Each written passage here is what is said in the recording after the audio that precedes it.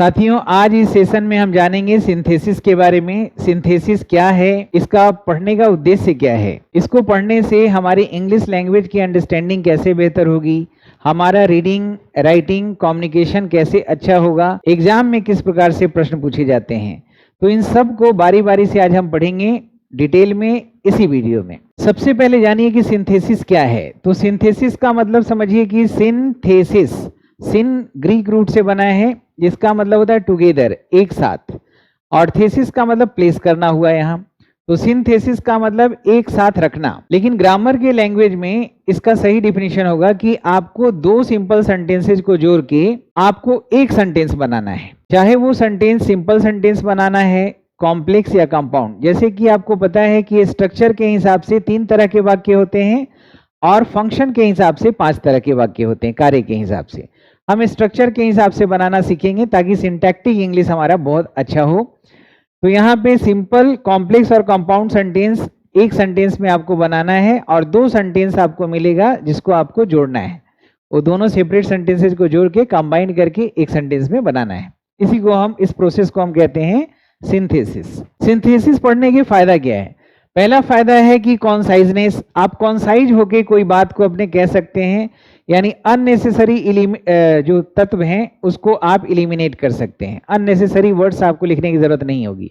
Fluidity को बढ़ाएगा, यानी कि आप जो लिखेंगे, पढ़ेंगे, बोलेंगे उसमें एक फ्लो रहेगा, उसमें स्मूथनेस आएगा, और जो आप लिखेंगे, बोलेंगे वो इजी होगा सुनने वाले को, पढ़ने वाले को समझने में। वैरायटी, विविधता आएगा, आप बहुत इंगेजिंग तरीके से अपनी बातों को कह सकते हैं जो सुनने वाले को और पढ़ने वाले को उसमें बड़ा इंटरेस्ट आएगा। अवॉइड फ्रेगमेंटेशन, आप छोटे छोटे खंडों में जो वाक्य को लिखते हैं उसको एक साथ लिखने की कला डेवलप हो जाएगी। साथ ही साथ क्रिटिकल थिंकिंग, कैसे आइडियाज को कनेक्ट करना है, कैसे डीपर अंडरस्टैंडिंग बढ़ाना है इंग्लिश लैंग्वेज का, क्रिटिकल थिंकिंग को भी इनहांस करेगा। आपका कम्युनिकेशन चाहे ओरल हो या रिटन कम्युनिकेशन हो, दोनों में इसका बहुत ज्यादा असर होता है। तो सबसे पहले हम जानेंगे सिंपल सेंटेंस, उसको हम कैसे सिंथेसिस बनाते हैं, यानी कि 2 सेंटेंस को जोड़ के कैसे बनाते हैं।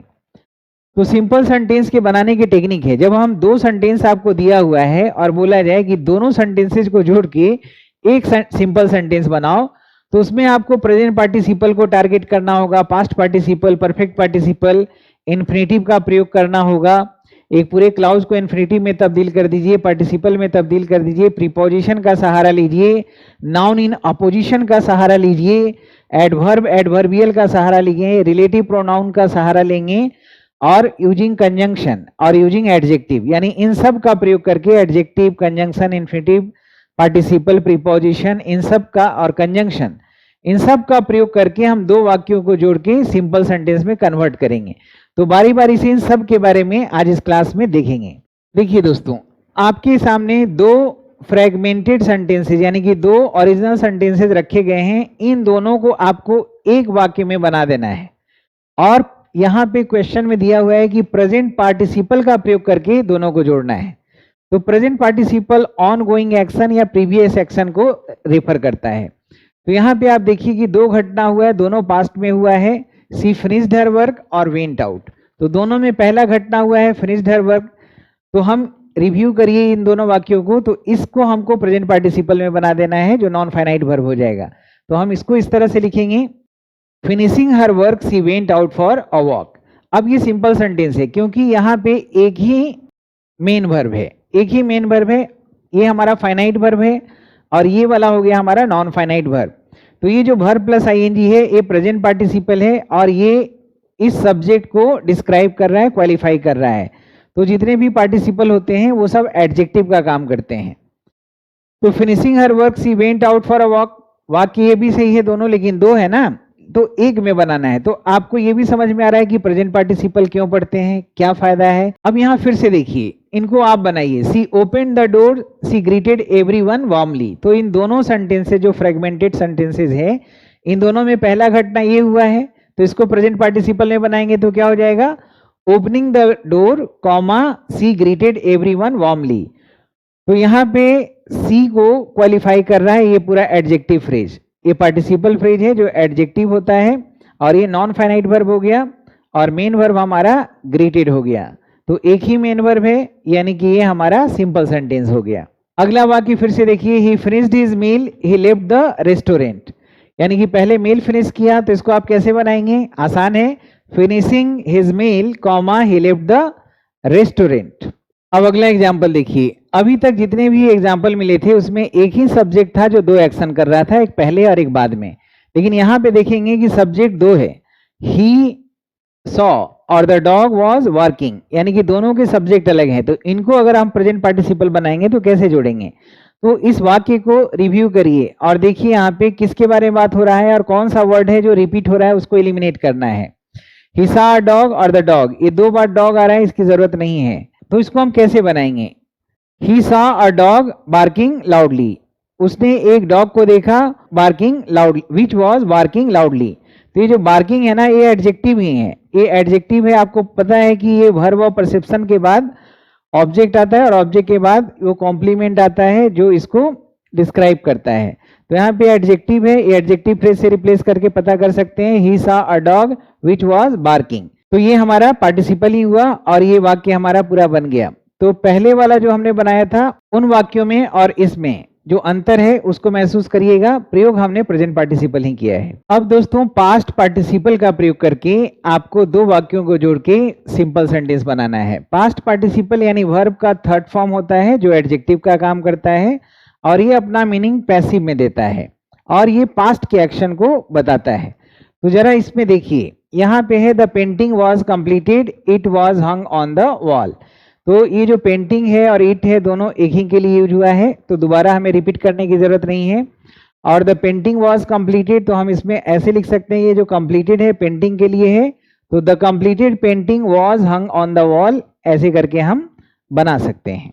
इस एग्जाम्पल्स को देखिए और बनाइए। The thief was cout by the police he was locked up immediately. तो द थीप और ही ये दोनों एक ही के लिए है, तो इसको रिपीट नहीं करना है, हम ऐसे कर सकते हैं, caught by the police the thief was locked up immediately, caught by the police the thief was locked up immediately। तो ये जो पास्ट पार्टिसिपल है ये इस thief को क्वालिफाई कर रहा है और ये काउट जो है ये हमारा नॉन फाइनाइट वर्ब है, तो इस सिंपल सेंटेंस में एक ही मेन वर्ब हुआ लॉक्ड अप। यहाँ फिर से देखिए, ये दो वाक्य हैं, the child was tired he sat down to rest. तो द चाइल्ड और ही ये दोनों एक ही व्यक्ति के लिए प्रयोग हुआ है, तो इसको हम पास्ट पार्टिसिपल बनाएंगे तो इस तरह से लिख सकते हैं, tired comma the child sat down to rest. तो ये हमारा हो जाएगा कंप्लीट एक सिंपल सेंटेंस जिसमें एक मेन वर्ब हो गया और टायर्ड जो है पैसिव मीनिंग में पास्ट पार्टिसिपल का काम कर रहा है, यानी थका हुआ था और वह पेड़ के नीचे बैठ गया आराम करने के लिए। अब परफेक्ट पार्टिसिपल का प्रयोग करना है। देखिए पास्ट पार्टिसिपल और परफेक्ट पार्टिसिपल में ज्यादा अंतर नहीं है, बस स्ट्रक्चर का अंतर है। जब हम स्पष्ट रूप से बताना चाहेंगे कोई दो घटना में एक घटना पहले हुआ है, तब हम स्पष्ट करने के लिए परफेक्ट पार्टिसिपल का या परफेक्ट जिरंड का प्रयोग करते हैं। तो यहाँ परफेक्ट पार्टिसिपल का प्रयोग करना है, he finished his homework he went out to play. तो दोनों में देखिए पहला घटना तो ये हुआ है ना, तो इसको हम परफेक्ट पार्टिसिपल में बनाएंगे, तो हैविंग प्लस V3, तो having finished his homework comma he went out to play. इस प्रकार से आप बना सकते हैं। फिर से परफेक्ट पार्टिसिपल का प्रयोग करके इन दोनों वाक्यों को जोड़िए, he saved enough money he bought a new car. तो कैसे बनाएंगे, having saved enough money comma he bought a new car. तो इस तरह से सवाल पूछेगा कि present participle, past participle, perfect participle का प्रयोग करना है। उसी प्रकार से अब कह रहा है कि इन दोनों वाक्यों को इन्फिनिटिव का प्रयोग करके जोड़िए, मतलब एक मेन वर्ब को हमें नॉन फाइनाइट वर्ब में बदल देना है और अननेसेसरी एलिमेंट को हटाना है। इसके लिए आप रिव्यू करिए दोनों वाक्यों को। He works hard he wants to succeed. तो ये क्या बताता है, जैसे परफेक्ट पार्टिसिपल पास्ट की घटना को बता रहा था, पास्ट पार्टिसिपल पास्ट की घटना को बता रहा था, प्रेजेंट पार्टिसिपल में भी पास्ट और ऑनगोइंग एक्शन का एलिमेंट शामिल होता है। इन्फिनिटिव जो होता है ये भविष्य के एक्शन को, पोटेंशियल एक्शंस को बताता है।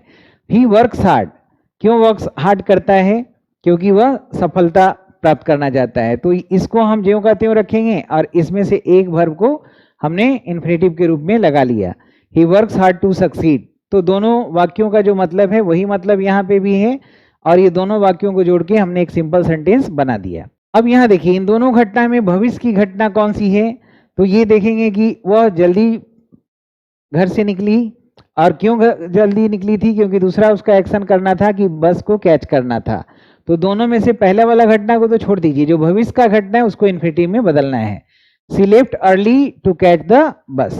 अब इसको आप ट्राई करिए। He was too tired, he could not continue the work. मतलब वह जरूरत से ज्यादा थका हुआ था। तो हम सिंपली क्या करेंगे, टू का मतलब ही जरूरत से ज्यादा होता है, आगे जो मेन वर्ब है उसके साथ 2 + V1 हम लगाएंगे। He was too tired to continue the work, ये हमारा सही एग्जाम्पल होगा। दोनों को हमने जोड़ के एक सिंपल बना दिया। तो इसको तो हम कई तरह से बना सकते हैं, जैसा कि हमने बोला कि वेराइटी आपको मिलेगा।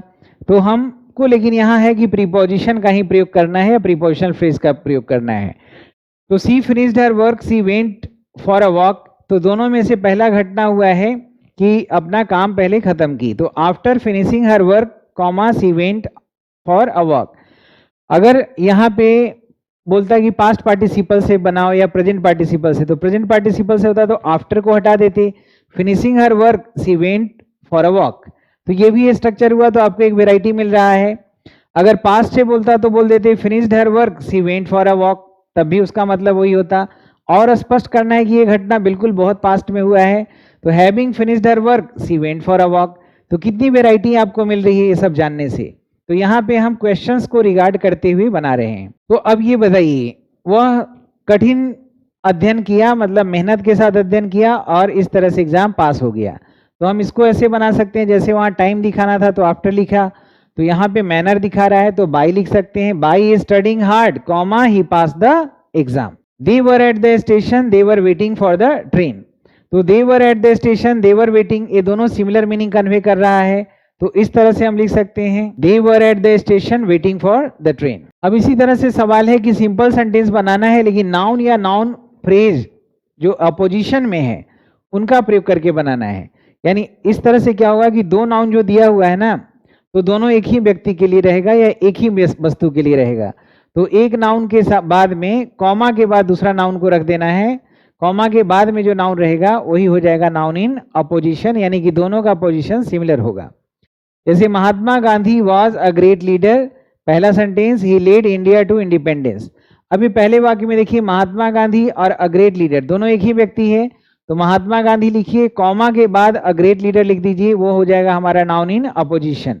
महात्मा गांधी अ ग्रेट लीडर, ये दोनों जो है एक ही व्यक्ति के लिए है, और बाकी हमने सब्जेक्ट दोबारा ना लिख के हमने त्यों का त्यों रख दिया। ये हमारा सेंटेंस पूरा सिंपल हो गया, एक ही मेन वर्ब है, एक ही प्रीडिकेट है। एक बार फिर से देखिए, my father is a doctor, तो इसको आप बनाइए। तो माई फादर और अ डॉक्टर दो व्यक्ति नहीं है, तो माई फादर कॉमा डॉक्टर, इसका मतलब समझिए कि दोनों एक ही व्यक्ति है, और यहां से वर्ब के बाद पूरा हिस्सा को हमने यहां रख दिया। तो एक ही प्रीडिकेट है, सिंपल सेंटेंस है। ही plays tennis, he plays every weekend. अब यहाँ एडवर्बियल या एडवर्बियल फ्रेजेज का प्रयोग करना है, एडवर्ब का प्रयोग करना है। तो यहाँ पे आप देखिए कि एडवर्ब कौन सा है, ही प्लेज दोनों में है, तो दोनों को रिपीट करने की जरूरत नहीं है, एक से काम हो जाएगा। He plays tennis every weekend, ये हमारा हो जाएगा simple sentence. She will call you soon, दो बार क्यों बोलेंगे, सिंपली हम बोल सकते हैं she will call you soon. She is the last night was interesting. She likes reading, she likes writing. क्या करना है, कंजंक्शन का प्रयोग करके आपको इनको बनाना है। तो यहाँ पे देखिए कौन सा दो ऐसा सिमिलर वर्ड्स है जो ग्रामेटिकली सिमिलर हो, ग्रामेटिकल रैंक सिमिलर है, तो उसको हम कंजंक्शन से जोड़ेंगे, क्योंकि शब्दों का जोड़ने का काम कोऑर्डिनेटिंग का है, और कोऑर्डिनेटिंग कंजंक्शन जो फैन बॉयज है उनके लिए आपको सिमिलर ग्रामेटिकल रैंक रखना जरूरी है। तो रीडिंग और राइटिंग सिमिलर है, तो इस तरह से हम बोल सकते हैं कि she likes reading and writing. He is tall and strong, तो यहाँ टॉल एंड स्ट्रॉन्ग दो सिमिलर ग्रामेटिकल रैंक है, दोनों एडजेक्टिव हैं, तो हम बोल सकते हैं he is tall and strong. अब आठवां और आखिरी टेक्निक सीखेंगे कि कैसे हम एडजेक्टिव का प्रयोग करके दो वाक्यों को एक सिंपल सेंटेंस में बनाते हैं। तो यहाँ पे देखिए the boy is very intelligent, यहाँ पे बॉय के लिए ही इंटेलिजेंट वर्ड का प्रयोग हुआ है। तो ये जो एडजेक्टिव है एट्रीब्यूटिवली यूज हम कर सकते हैं, अभी प्रिडिकेटिवली है द इंटेलिजेंट बॉय, और ये दोबारा ही लिखने की जरूरत नहीं है, the intelligent boy solve the problem quickly. हमारा हो गया, बन गया सिंपल सेंटेंस। जैसे इसको बनाइए द हाउस इज ब्यूटीफुल, तो हम ऐसे भी लिख सकते हैं, इसको प्रिडिकेटिव से एट्रीब्यूटिव बनाते हैं, the beautiful house has a large garden, ये हमारा परफेक्ट हो गया। तो यहाँ पे हमने देखा दोस्तों कि दो सिंपल सेंटेंसेस को एक सिंपल सेंटेंस में बनाने के लिए आपको इन सब चीजों की जरूरत होती है, जिसमें present participle, past participle, perfect participle का प्रयोग करते हैं, इन्फिनेटिव का प्रयोग करते हैं, प्रीपोजिशन का प्रयोग करते हैं, नाउन इन अ पोजिशन का प्रयोग करते हैं, एडवर्ब, प्रोनाउन, कंजंक्शन और एडजेक्टिव का प्रयोग करके हम बनाते हैं।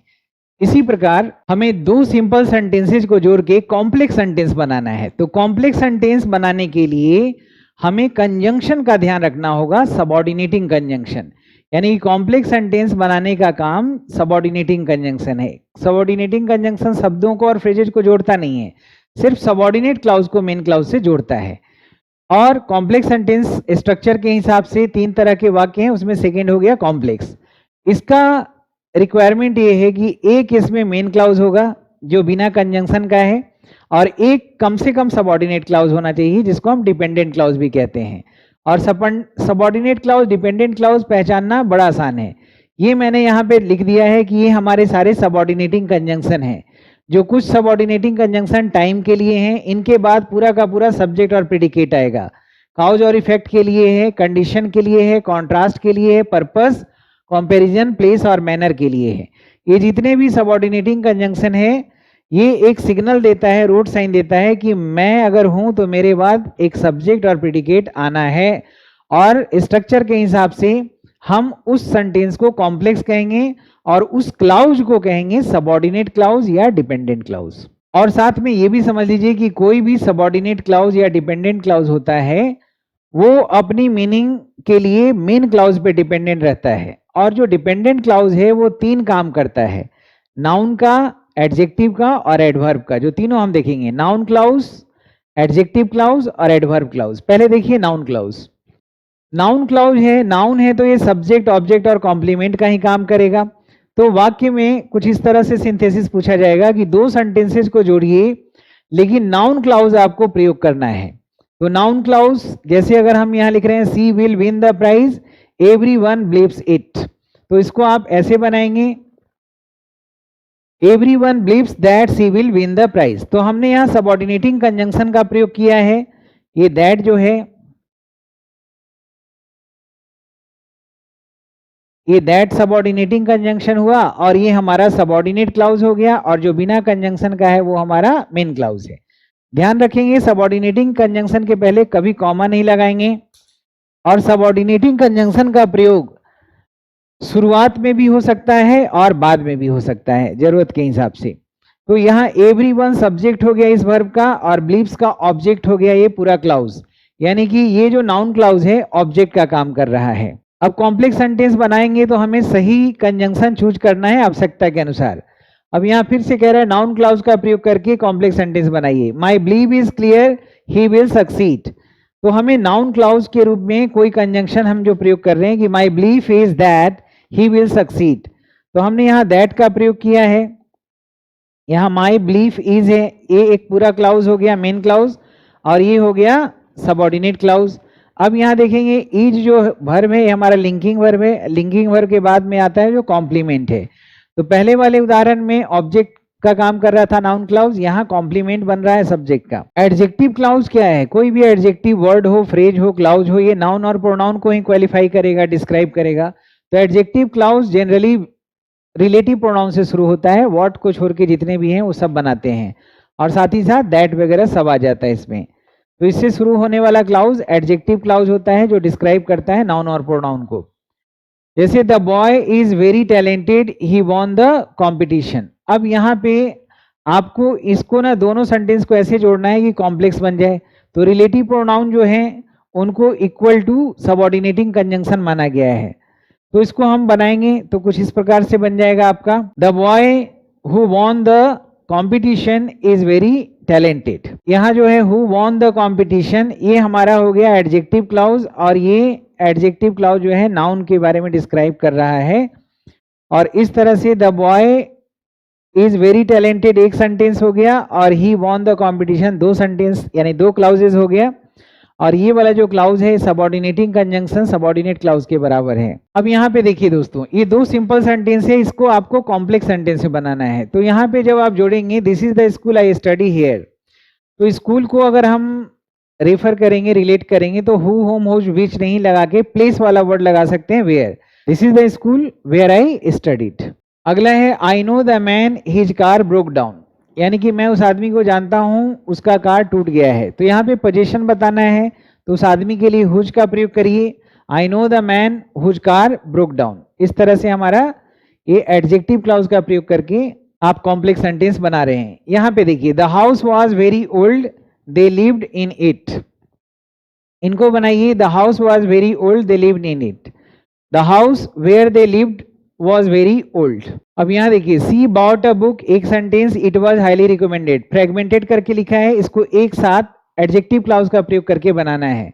तो she bought a book that was highly recommended, ये हमारा एडजेक्टिव क्लाउज प्रयोग किया है, दैट वाज हाईली रिकमेंडेड, वो बुक के बारे में बात कर रहा है। अब सबऑर्डिनेट क्लाउज तीन काम करता है, नाउन क्लाउज का, एडजेक्टिव क्लाउज का और एडवर्ब क्लाउज का। तो एडवर्ब क्लाउज जब ये बनेगा तो ये वर्ब, एडजेक्टिव या अनदर एडवर्ब को क्वालिफाई करेगा, और ये खास करके उस वर्ब एडजेक्टिव का टाइम, कॉज, कंडीशन, पर्पस या रिजल्ट को बताता है।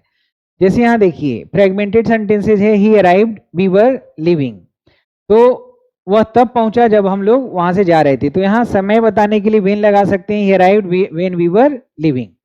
I will call you I reached home, मैं आपको कॉल करूंगा जब मैं घर पहुंचूंगा। जैसे ही मैं घर पहुंचूंगा तो I will call you as soon as I reached home। ये जो पूरा का पूरा ये जो क्लाउज है सबऑर्डिनेट क्लाउज है।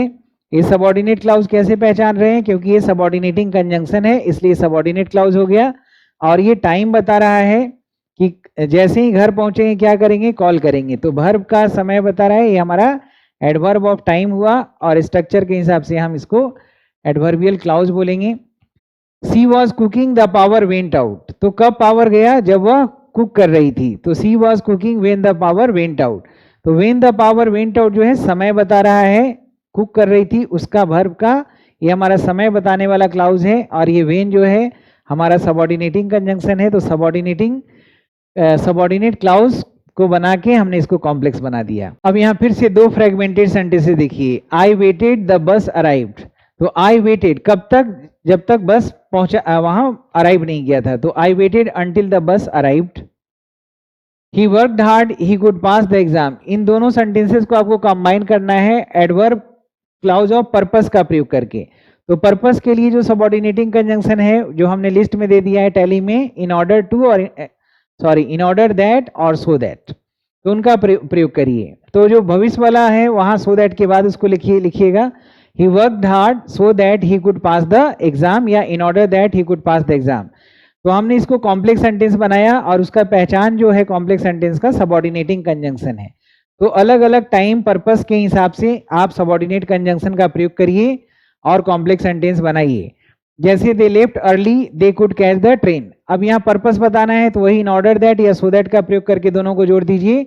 दे लेफ्ट अर्ली ये घटना पहले हुआ है, और ये पर्पस था सो दैट या in order that they could catch the train. अब यहाँ पे देखिए, इन दोनों सिंपल सेंटेंस को आपको कॉम्प्लेक्स में तब्दील करना है, लेकिन कंडीशन वाला आपको सबऑर्डिनेटिंग कंजंक्शन का प्रयोग करना है। कंडीशन जैसे इफ हुआ, इन केस हुआ, ये सारे। जैसे अनलेस हुआ, you will succeed if you work hard, if you work hard you will succeed, दोनों तरीके से बोल सकते हैं। लेकिन अगर सबऑर्डिनेटिंग कंजंक्शन बीच में है तो कॉमा मत लगाइएगा, यही सबऑर्डिनेट क्लाउज अगर पहले लिख देंगे तो कॉमा जरूर लगाना होगा। If you work hard comma you will succeed. देखिए, you can not enter you don't have ticket, तो कंडीशन वाला हमें सबऑर्डिनेटिंग कंजंक्शन लगाना है, तो इफ या अनलेस लगा सकते हैं। You can not inter unless you have a ticket. तो देखिए, जब भी दो सिंपल सेंटेंसेस को जोड़ के और आपको एक कॉम्प्लेक्स सेंटेंस बनाना है, तो याद रखना होगा, जैसे सवाल पूछ रहा है कि टाइम वाला लगाना है, पर्पस वाला लगाना है, रीजन वाला लगाना है, कंपैरिजन वाला लगाना है, कॉज एंड इफेक्ट लगाना है, तो इन्हीं का प्रयोग करिएगा। कहीं ऐसा ना हो कि गलती से हम लोग कोऑर्डिनेटिंग कंजंक्शन का प्रयोग कर दें तो वो गलत हो जाएगा, क्योंकि वो जो है उसका अलग फंक्शन है जो आगे देखेंगे। तो इनका प्रयोग करके आपको बनाना है। अब अगला है दोस्तों, स्ट्रक्चर के हिसाब से 3 वाक्य होते हैं, तो 2 का हमने पढ़ लिया, सिंपल और कॉम्प्लेक्स का। तीसरा है कंपाउंड सेंटेंस। कंपाउंड सेंटेंस बनाने की शर्त यह है कि इसमें 2 क्लाउजेज होने चाहिए और दोनों क्लाउज इंडिपेंडेंट होने चाहिए, यानी कि दोनों के मीनिंग के लिए वो एक दूसरे पर निर्भर ना हो, अपने आप में इंडिपेंडेंट हो।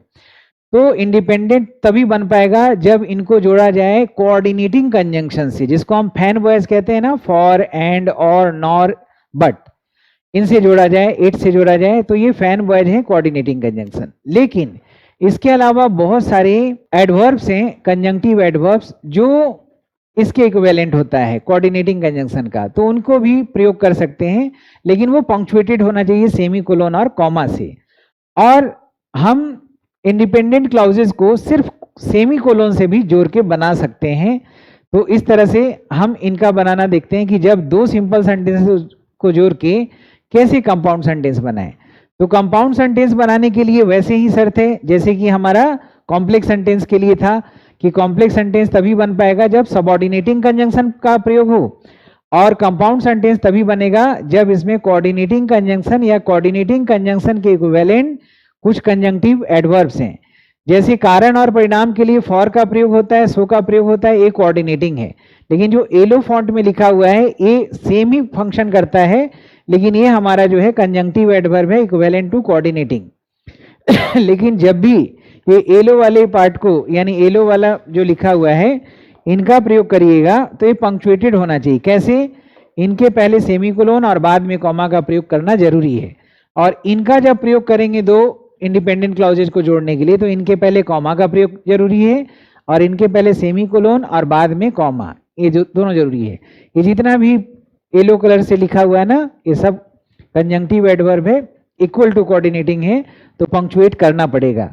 और इनको अगर दो शब्दों को जोड़ते हैं तब तो जरूरत नहीं है कॉमा का, दो फ्रेजेज के लिए नहीं, लेकिन जब वाक्यों को जोड़ते हैं तो कॉमा लगाना फॉर्मल तरीका होता है। वैसे ऐसे भी लोग बोल देते हैं, लेकिन फॉर्मल तरीका ही हमें फॉलो करना है। तो चलिए दोस्तों देखते हैं कि इन दो सिंपल सेंटेंस को हम कैसे कंपाउंड सेंटेंस में कन्वर्ट करते हैं।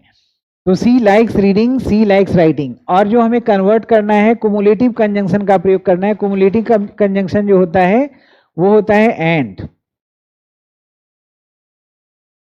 वो होता है एंड, और इसके इक्विवेलेंट में आप दूसरा वर्ड जैसे नॉट ओनली बट आल्सो का भी प्रयोग कर सकते हैं, मोर ओवर या फर्दर मोर या एज वेल एज का भी प्रयोग कर सकते हैं।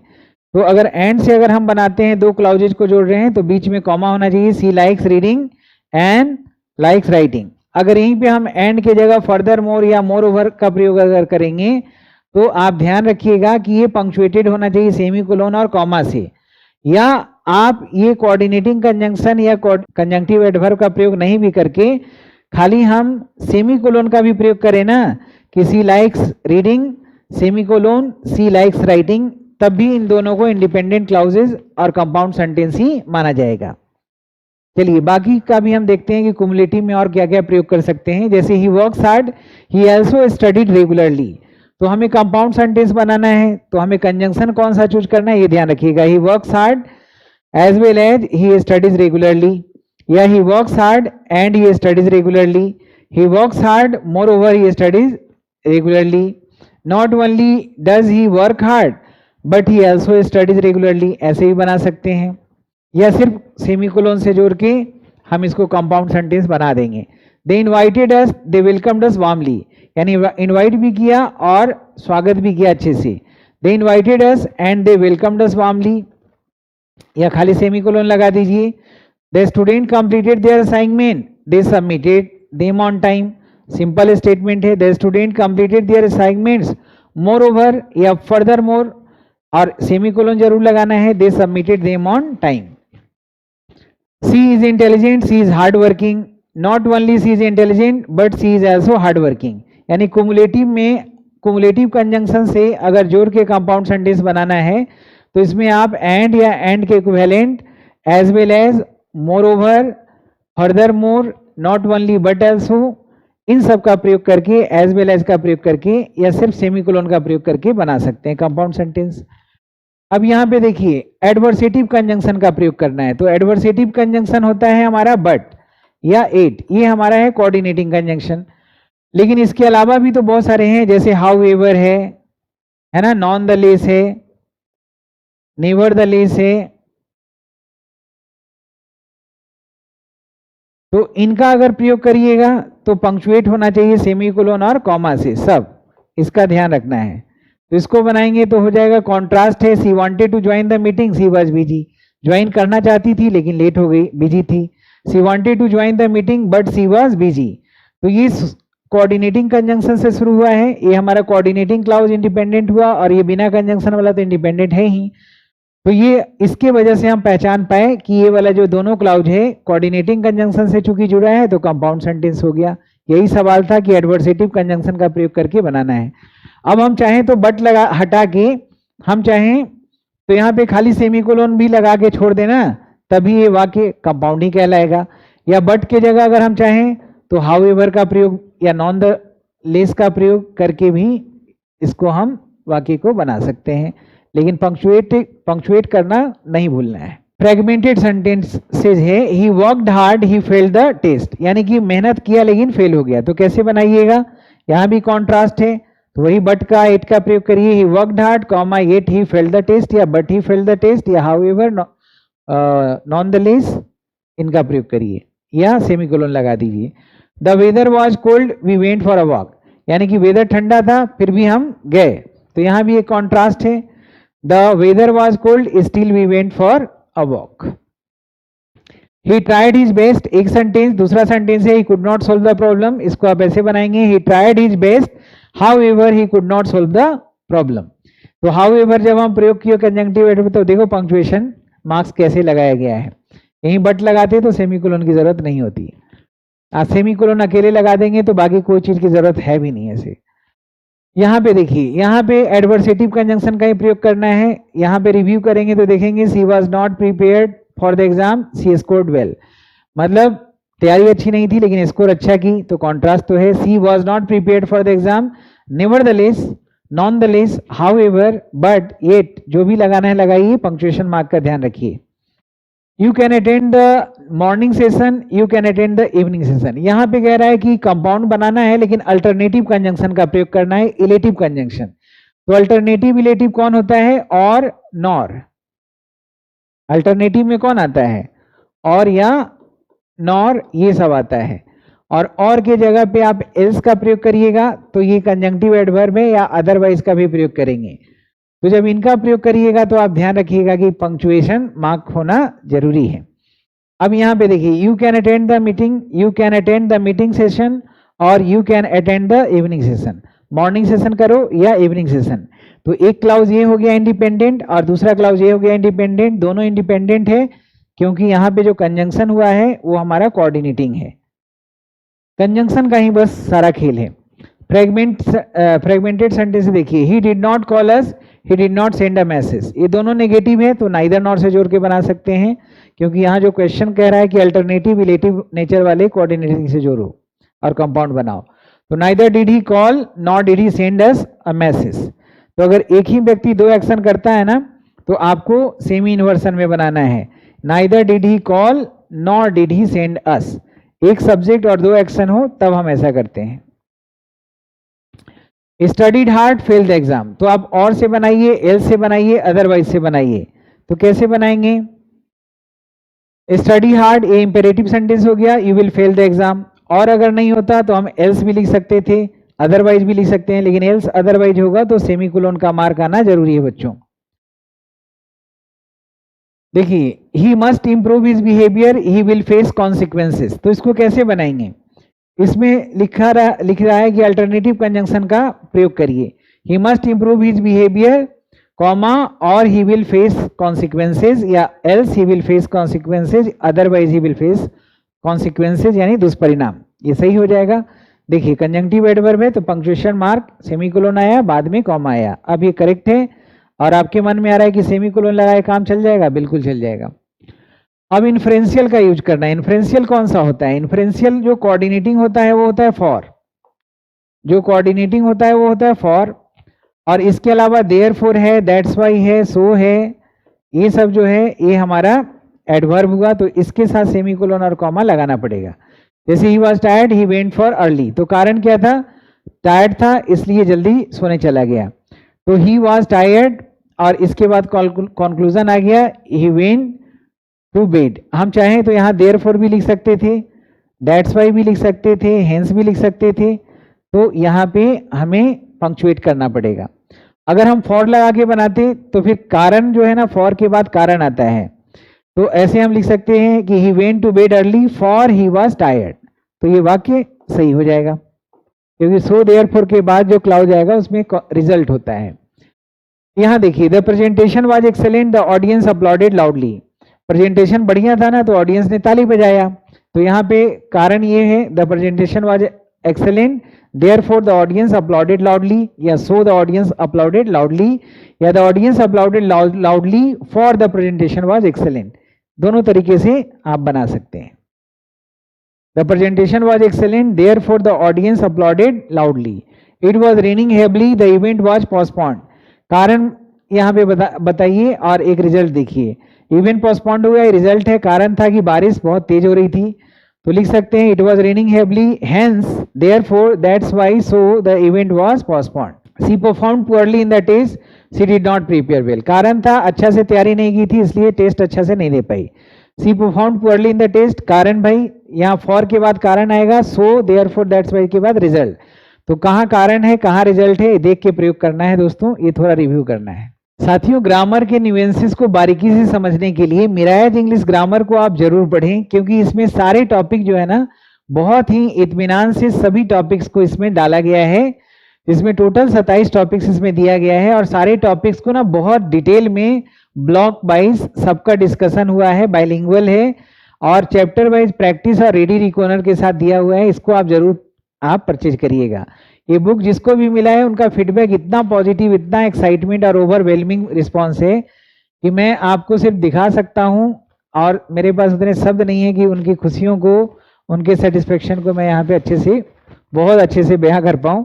आप खुद समझिए। साथ ही साथ ग्रामर की बहुत ही बेहतरीन पकड़ बनाने के लिए, इनके न्यूएंसेस को सिंटैक्टिकली सिमेंटिकली समझने के लिए ये कोर्स सबसे बेहतरीन है, क्योंकि इसमें सारे रिकॉर्डेड वीडियो जो हैं क्लास में पढ़ाए हुए वीडियो हैं जो बहुत ही इत्मीनान से बताया गया है। साथ ही साथ इन सारी किताबों को आप अवेल करिए और अपने इंग्लिश को एक अलग ही मुकाम पे लेके जाइए। और इन सब के लिए आप श्याम शर्मा लर्निंग ऐप या www.shyamsharmaclasses.in पे जाके ये सारे कोर्सेज और बुक्स को आप अवेल कर सकते हैं, या फिर 9599614791 जो नंबर है इस पे कॉल करके सारी जानकारी प्राप्त कर सकते हैं। और साथियों, आज का क्लास कैसा लगा?